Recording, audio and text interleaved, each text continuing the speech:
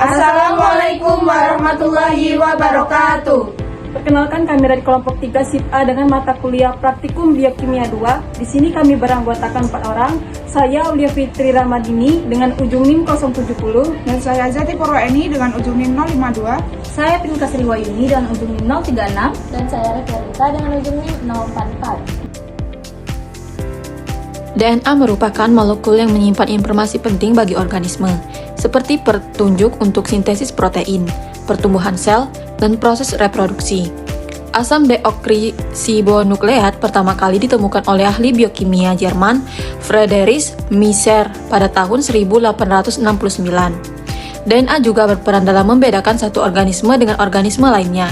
Secara umum, fungsi DNA meliputi sebagai pembawa informasi genetik, berperan dalam proses replikasi atau penggadaan diri, serta pewarisan sifat dari induk ke keturunannya, mengatur ekspresi informasi genetik, dan membantu dalam mendeteksi berbagai penyakit.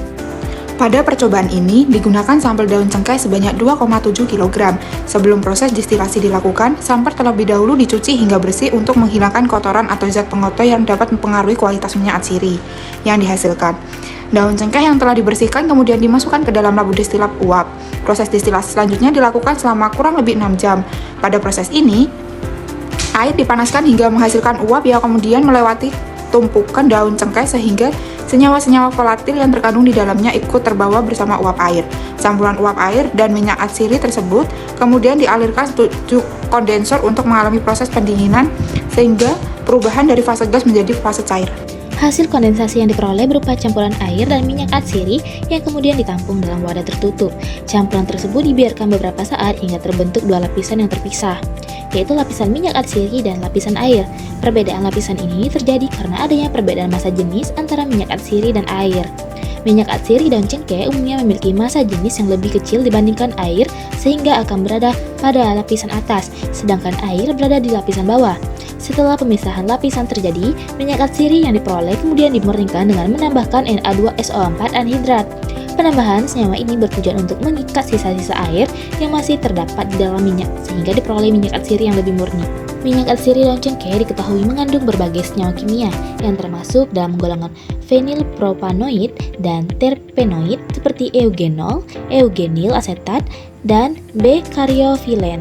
Di antara senyawa tersebut, eugenol merupakan komponen utama yang berperan besar dalam memberikan aroma khas pada minyak cengkeh, serta memiliki aktivitas biologi seperti antibakteri, antiseptik, dan antioksidan.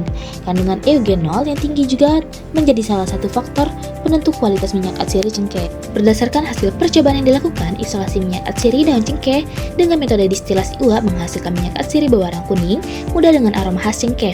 Volume minyak atsiri yang diperoleh sebesar 5,3043 ml dengan massa minyak atsiri sebesar 5,6559 gram dan nilai rendamen sebesar 0,00021%. Nilai rendamen yang dihasilkan dapat dipengaruhi oleh beberapa faktor, antara lain kondisi bahan baku, lama proses distilasi, ukuran bahan, serta kandungan senyawa volatil yang terdapat pada daun cengkeh yang digunakan.